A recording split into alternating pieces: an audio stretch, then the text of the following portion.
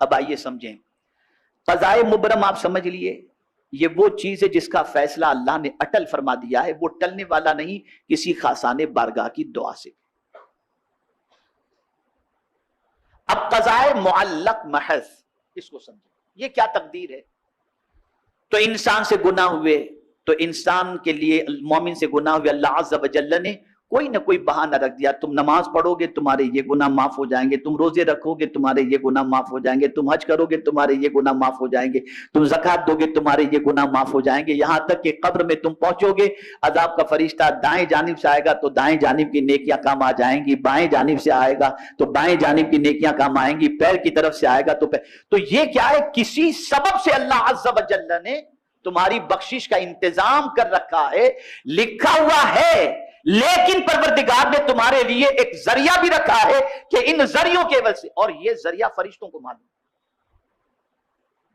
یہ ذریعہ فرشتوں کو معلوم ہے کہ پروردگار اس عمل سے اس بندے کے اس گناہ کو معاف فرمائے گا۔ تو یہ ایک قضائے جو ہے وہ محض جو ہے، یہ قضاء، یہ ایک تقدیر ہے۔ اب تیسری قسم آپ سمجھیں، قضاء شبیب مبرم، مبرم تو نہیں ہے لیکن شبیب مبرم، اللہ نے لکھا نہیں ہے، اللہ نے لکھا نہیں ہے لیکن اس کے علم میں یہ بات ہے کہ میرا بندہ یہ کرے گا نا، فرشتوں کو بھی نہیں معلوم اس قضاء کے بارے میں، فرشتوں کو بھی نہیں معلوم اور اللہ نے لکھا بھی نہیں ہے، لیکن میرے پیارے آقا صلی اللہ تعالی علیہ وسلم کے پیارے دیوانوں، اللہ کے علم میں ہے یہ بات کہ میرا بندہ یہ کرے گا نا تو اس کی زندگی بڑھا دوں گا، اس کی روزی بڑھا دوں گا۔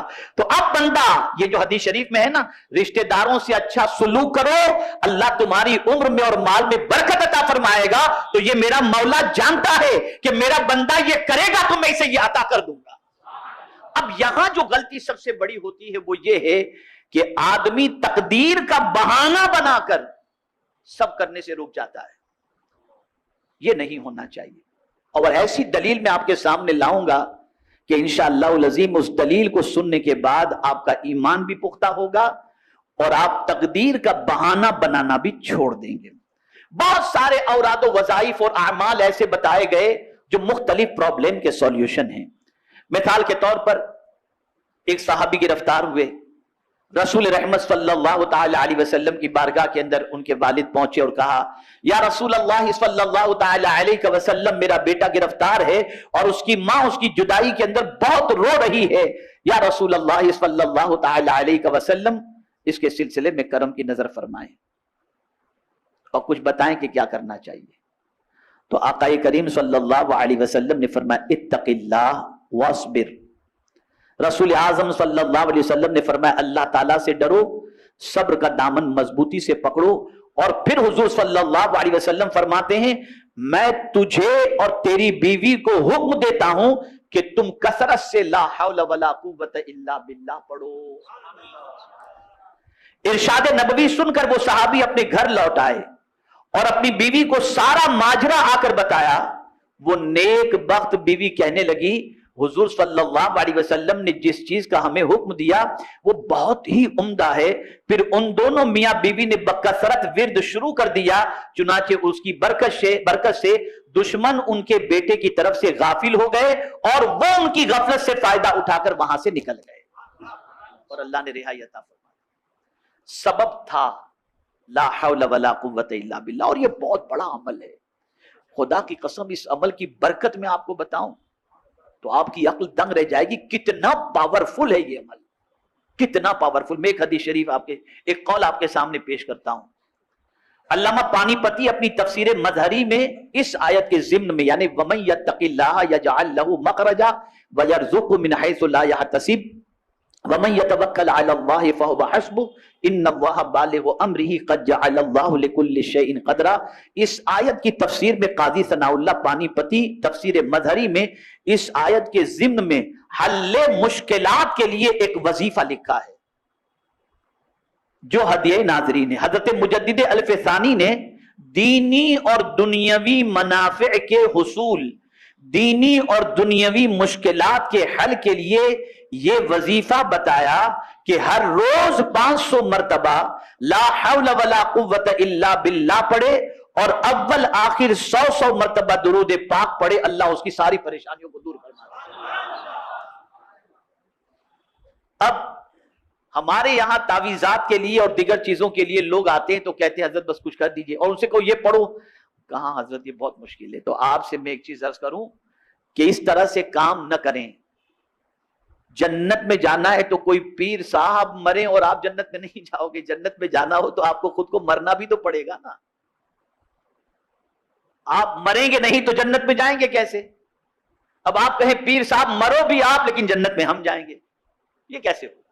تو یہ اولیاء کرام جو اوراد و وظائف عطا کرتے ہیں، اس سے مصیبتیں ٹلتی ہیں، پریشانیاں ٹلتی۔ اب وہ لوگ جو تقدیر کا رونا رو کر اور تقدیر پر بھروسہ کر کے چپ چاپ بیٹھ جاتے ہیں اور کہتے ہیں اب جو کچھ تقدیر میں لکھا ہے وہ ہو کر کے رہے گا، اس کے لیے ایک حدیث، اور اتنی پیاری حدیث شریف ہے کہ میں یہ سمجھتا ہوں کہ اس حدیث مبارکہ کو ذہن میں رکھ کر خدا کی قسم آقا کا سچا عشق ہوگا نا تو کوئی آدمی کبھی بیکار بیٹھے گا ہی نہیں، وہ متحرک ہو جائے گا، وہ دوڑ دھوپ کرنے والا بن جائے گا، وہ محنت و مشقت کرنے والا بن جائے گا، وہ تقدیر کا بہانہ کرنا چھوڑ دے گا۔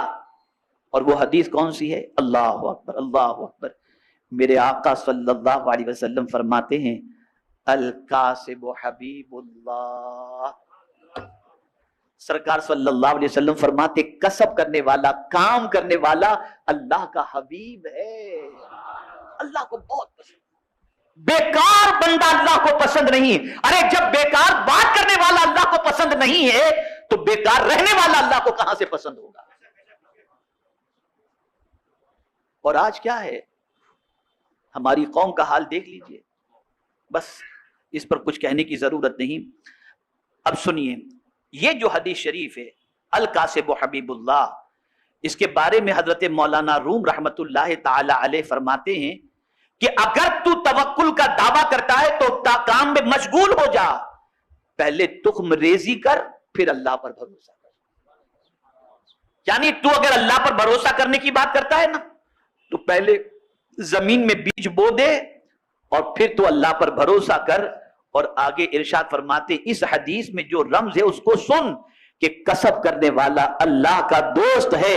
توکل کی وجہ سے اور تقدیر پر بھروسہ کرنے کی وجہ سے انسان کو کبھی بھی کام میں سستی نہیں کرنا چاہیے، اسے کام کرنا چاہیے۔ میرے پیارے آقا صلی اللہ علیہ وسلم کے پیارے دیوانوں، بلکہ سلف صالحین تو تاکید کرتے ہوئے فرماتے ہیں کاروبار کرو اور رزق حلال کماؤ، کیونکہ تم ایسے، غور سے سنیے گا، کیونکہ تم ایسے زمانے میں ہو جب کوئی شخص محتاج ہوتا ہے تو سب سے پہلے وہ اپنی متاع دین و ایمان کو بیچنا شروع کر دیتا ہے۔ جہاں آدمی محتاج ہوا کہ پہلے اپنا دین بیچے گا اور اپنا ایمان بیچے گا۔ تو میرے پیارے آقا صلی اللہ علیہ وسلم کے پیارے دیوانوں، تجارت کرو، کسب کرو، محنت کرو، یہ ساری چیزیں کرنا ہماری ذمہ داری ہے اور رسول رحمت صلی اللہ علیہ وسلم کی سنت مبارک